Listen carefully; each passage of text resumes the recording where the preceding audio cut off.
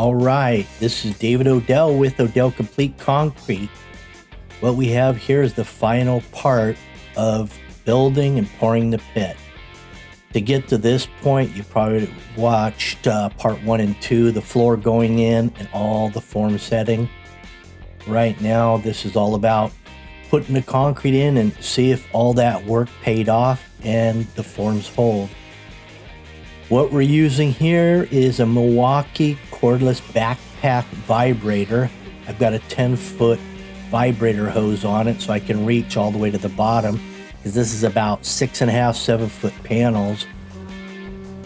So what I've done here is I've brought the concrete level up about halfway on my first pass. So I brought it up about 3.5 feet. And then I did a vibration, vibrated it at 3.5 feet all the way to the bottom. Then we'll do another pass, and we're going to drop the vibrator in again all the way around.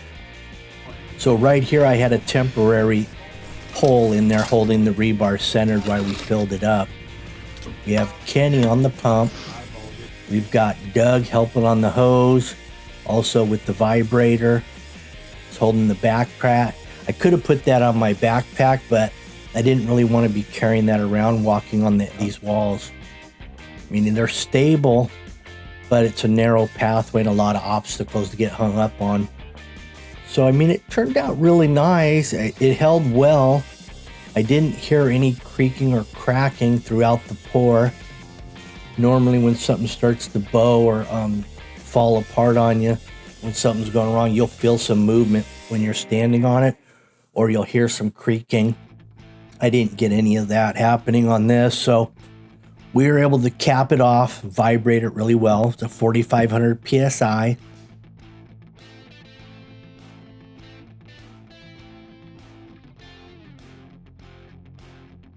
Now this is a little bit backwards in the scenario, but after we formed it up, basically I had Saul cut me some angle iron to get in here.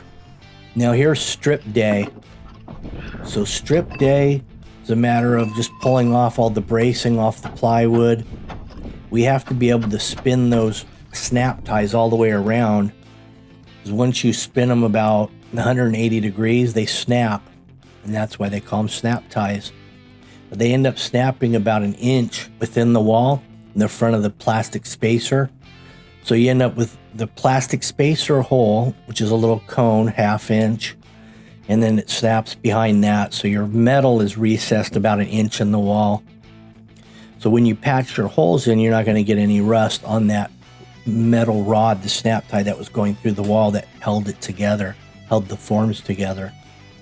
So Doug's down in the hole, breaking loose all the whalers, and then he's sliding them out of the hole, and I'm loading them into the trailer. Because all these 2x4s, I'm going to end up reusing them for a lot of different things. Flat work, form work, a possible another wall like this. But 2x4s have a lot of uses.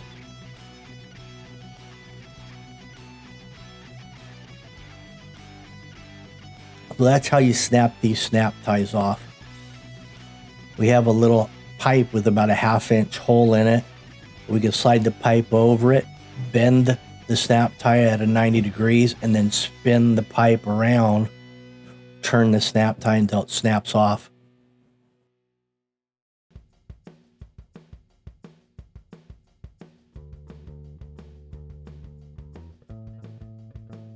So here's how it comes off. Came off really clean, and that vibrator really did the trick. You can see there's no rock pockets, really small air pockets, nothing to really be concerned with. That means this is really structurally sound. No rock pockets. You got good consolidation around all your rebar, around your snap ties. A lot of times what could happen in a situation like this, when you have your snap ties and you have your rebar and your 6-inch wide wall, when you drop your concrete in there, if you don't get a good vibrator to go in there and fill all the voids, you'll have cones possibly around your snap ties. And what happens then is it's really difficult to get the snap ties out because they won't snap off. They'll just spin. So you'd have to end up holding both sides of it and then try to spin it. But in this case, we waited long enough to strip these forms, made sure the concrete was really rock hard, and that way the snap ties wouldn't spin within the wall. Also, we got good consolidation around the ties. But now I have some good plywood too, and now it's good to have some plywood laying around because you never know when you're going to need it. You might need it to, say, run your Georgia buggy, or in my case, I run my mini skid with my modified tractor bucket that can carry wet concrete in at like kind of acting as a wheelbarrow, but motorized. I can lay that plywood over my steel or wire mesh, drive onto that plywood, and I can eliminate the pump in a lot of scenarios. All right, here's a close-up. Turned out real good. No rock pockets. We got our little holes right here from the snap ties. I'll just throw some glue, mix some mortar with some glue. Pretty heavy on the glue. And just slap them in there. That'll waterproof this whole wall once I do that. There's a couple snap ties that didn't snap in the right place. We got one on this wall. We got two on this wall. So I'm gonna try putting this pipe wrench on it and see if I can get lucky.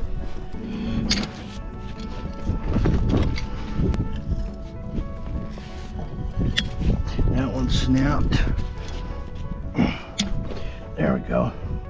There's what it looks like. So this is what happens when you can't get your snap ties out. You get a pipe wrench. The pipe wrench seemed to work pretty good for getting these hard to reach pieces that snapped in the wrong places. It recessed. Once I got it out, it took a little bit of that with it. Look at the fiber mesh in this. Can you see that? Can you see that fiber? It's a nice crisp 90-degree corner.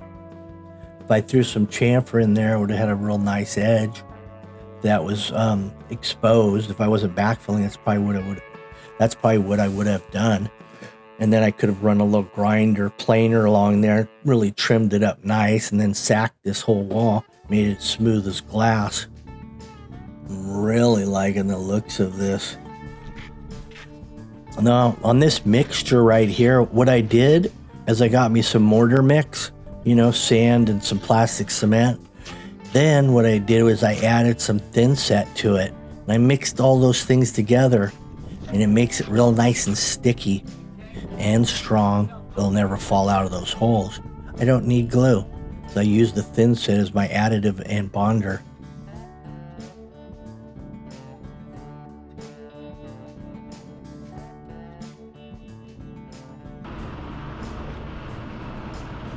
Here's a little concrete.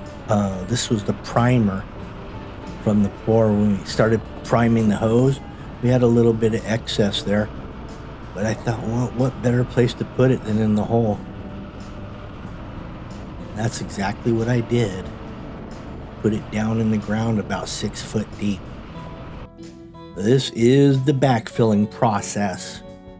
All that dirt that came out from Doug Hooch on operating the backhoe, and you could have seen this hole getting dug if you'd watched part 1.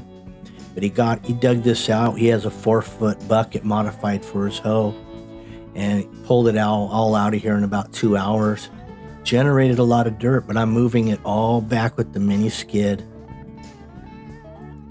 So I have Doug on the water hose. He's saturating it as we dump it in. Because this is a sand base, pretty much just all sand silt, it's backfilling really well and really tight. I do have a jumping jack that I'll be using on this. I've already hit it in a couple lifts with my battery powered Milwaukee jumping jack. You'll get to see that. I think we caught it on camera in action at the end here.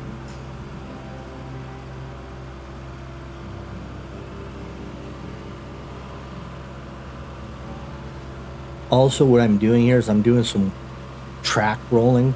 Some people call it wheel rolling, but since I have tracks on my mini skid, I'm going to track roll the dirt with a full scoop in the bucket with lots of water and drive over it until it stops going down.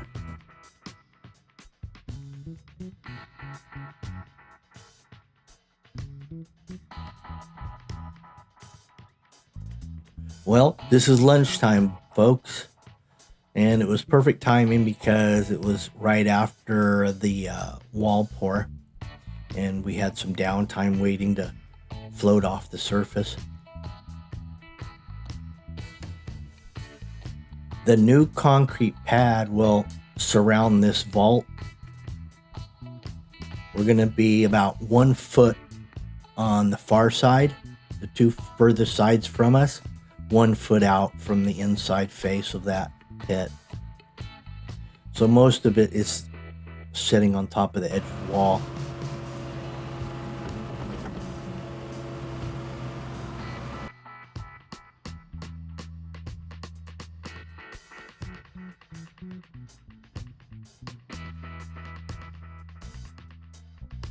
Now here's the key to success right here. This is the battery powered Milwaukee jumping jack. You could have any kind of jumping jack as long as it hits good and hard. But this is what you want when you're backfilling something like this. You want to make sure that you're really driving it down as far as you can. I have the plate compactor as well, as you can see. But first I hit it with the jumper because that's going to hit harder. So that's going to drive it at least 1 foot deep. And then I'm going to follow that up with the plate just to get it nice and smooth. Now you're probably wondering, well, why didn't you pull the inside forms? Well, the reason behind that is when we pour the slab around it that, encases this entire pit, we can utilize those same forms, to pour to the top for the new slab. And guess what? You're going to be lucky enough to watch that happen, that whole slab on the surface and the inside stripping of the pit. The inside's going to be interesting because we're going to take a look at the corners and see how well they held on the inside and see if there was any movement around those angle irons that I slid down the inside corners. Anyway, thanks for watching. Make sure you share, like, and subscribe. Hit the notification button. That way you'll be notified as soon as we pop the next video in this series. Have a good one. Bye.